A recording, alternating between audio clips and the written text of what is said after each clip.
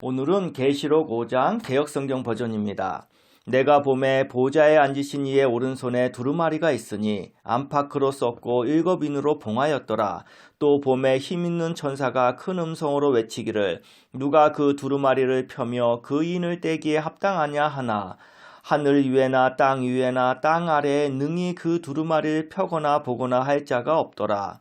그 두루마리를 펴거나 보거나 하기에 합당한 자가 보이지 아니하기로 내가 크게 울었더니 장로 중에 한 사람이 내게 말하되 울지 말라. 유대 지파의 사자 다윗의 뿌리가 이겼으니 그 두루마리와 그 7인을 떼시리라 하더라. 내가 또 보니 보좌와 네 생물과 장로들 사이에 한 어린 양이 서 있는데 일찍이 죽임을 당한 것 같더라. 그에게 7뿔과 7눈이 있으니 이 눈들은 온 땅에 보내심을 받은 하나님의 7영이더라. 그 어린 양이 나와서 보좌에 앉으신 이의 오른손에서 두루마리를 취하시니라. 그 두루마리를 취하심에 네 생물과 24장로들이 그 어린 양 앞에 엎드려 각각 검은 고와 향이 가득한 금대접을 가졌으니 이 향은 성도의 기도들이라. 그들이 새 노래를 불러 이르되 두루마리를 가지시고 그 인봉을 떼기에 합당하시도다. 일찍이 죽임을 당하사 각 족속과 방언과 백성과 나라 가운데에서 사람들을 피로 사서 하나님께 드리시고 그들로 우리 하나님 앞에서 나라와 제사장들을 삼으셨으니 그들이 땅에서 왕노릇 하리로다 하더라. 내가 또 보고 들음에 보좌와 생물들과 장로들을 둘러서 많은 천사의 음성이 있으니 그 수가 만만이요 천천이라. 큰 음성으로 이르되 죽임을 당하신 어린 양은 능력과 부와 지혜와 힘과 존귀와 영광과 찬송을 받으시기에 합당하시도다 하더라. 내가 또 들으니 하늘 위에와 땅 위에와 땅 아래와 바다 위에와 또 그 가운데 모든 피조물이 이르되 보좌에 앉으신 이와 어린 양에게 찬송과 존귀와 영광과 권능을 세세토록 돌릴지어다 하니 네 생물이 이르되 아멘 하고 장로들은 엎드려 경배하더라. 이번 계시록 5장은 지난 4장과는 완전히 달리 바울에 의해 온통 조작된 내용인데요. 바울은 지구를 만들고 계명을 알려준 큰 정신들이 창조주신과 수많은 정신들을 물질적으로 그려 보여준 내용들의 숟가락을 얹어서는 죽은 예수를 최고 자리에 올려놓는 신격화 작업을 벌였습니다. 이것은 북한의 김일성 우상화 작업과 비슷한데요.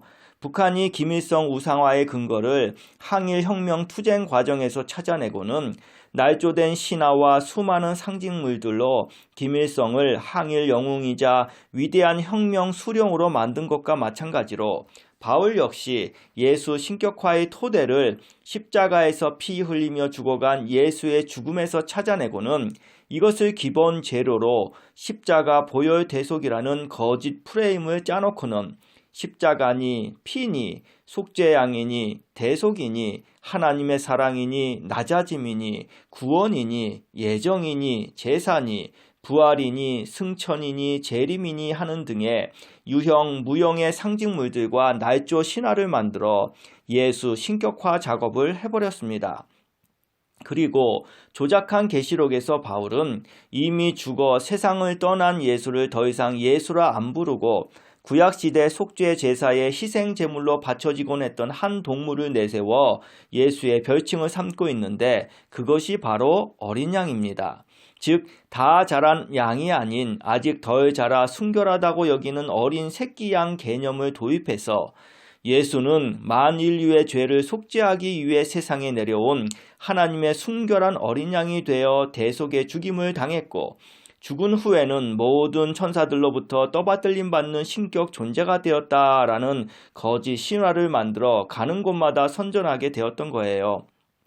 한마디로 바울은 예수의 죽음 가지고 지상 최대의 사기극을 짜놓은 겁니다. 예수는 인류를 위해 숭고하게 희생된 속죄의 아이콘이자 예수의 죽음은 하나님의 거룩한 뜻에 의해 미리 예정된 정당한 죽음이라고 말이죠. 이런 진실을 알고 계셔야 계시록 5장에서 바울과 그 일당들이 해놓은 조작질을 한눈에 알아볼 수 있게 됩니다. 그럼 본문 내용을 살펴볼까요? 먼저 5장 시작 부분에서 바울은 어린 양을 매우 특별한 존재로 부각시키는 밑밥을 깔고 있는데 그것은 안팎으로 써지고 일곱인으로 봉해진 두루마리라는 장치를 통해서입니다. 무엇보다 그 두루마리를 펴거나 뗄 수 있는 자가 아무도 없음을 매우 강조하면서 죽임당한 어린 양만이 지구 정신들인 7영들과 4생물, 그리고 우주 정신들인 24장로들도 감히 펴거나 볼 수조차 없는 두루마리까지 취하고 봉해져 있는 7인까지 떼는 유일무이한 권능 가진 존재임을 선전하고 있습니다. 이렇게 바울은 지구와 우주를 관장하는 정신들까지 다 어린 양에게 엎드려 경배토록 하고 그들에게서 찬송받는 존재로 어린 양을 격상시켜 놓았는데요. 문제는 그렇게 신분 격상이 된 이유와 원인을 오직 어린 양의 죽음 때문이라고 6절과 12절에 밝혀놓은 점이 너무나도 어처구니가 없습니다. 즉 지구와 우주 정신들까지 모두 다 경배 찬송을 하게 만든 그 자격 요건이 다름 아닌 유대지파 다윗의 뿌리에서 태어나 십자가에서 죽은 그 한 가지 사실 때문이라고 하니 이것은 누가 봐도 코미디 아닌가 말입니다. 예수가 십자가에서 죽은 것이 그 무슨 대단한 공로라고 엄청난 수직 상승 신분 세탁의 조건이 되었다 하니 세상 천지에 이런 웃기는 쇼가 어디 있겠습니까? 예수는 그저 큰 정신들이 깨닫게 해준 계명을 사람들에게 전하다가 유대교 악령들의 사주로 당시 기득권층의 모함을 받아 반역죄로 죽은 것뿐이고 그래서 그 죽음에는 아무런 의미가 없는데 그런 의미 없는 죽음에다 속죄, 대속이라는 의미를 부여하고 대단한 업적인 양 사실을 날조해 수많은 정신들로부터 숭배받는 존재로 만들어 놓았으니 참으로 기가 막힌 날조 행각에 몸소리가 쳐지네요. 예수의 죽음은 조작의 달인이 된 바울에게 있어선 최대의 이용 가치가 있었던지라 어떻게 해서든 그 죽음을 지상 최대의 신비스러운 사건으로 둔갑시켜 그 결과까지 최고로 좋게 만들어 사람들에게 공대를 쪽쪽 빨려 했던 것이니 결국 바울이 만든 기독교의 출처는 십자가 위에서 피 흘려 죽어간 예수의 죽음이었던 거예요. 그렇게 바울과 그 일당들이 예수의 죽음 가지고 만든 기독교 교리는 지금까지 2000년을 이어왔고 저들의 기가 막힌 날조짓은 성경 기록으로까지 남게 되어 인류 모두는 지옥 구덩이에 처박혀 헤어나오지 못했다는 사실, 이제야 비로소 그동안 묻혀 있었던 저들의 사악한 사기 행각을 알 수 있게 되었으니 확실히 알고 파악함으로써 거짓과 가짜에서 벗어나야 하겠지요. 2부에서 계속됩니다.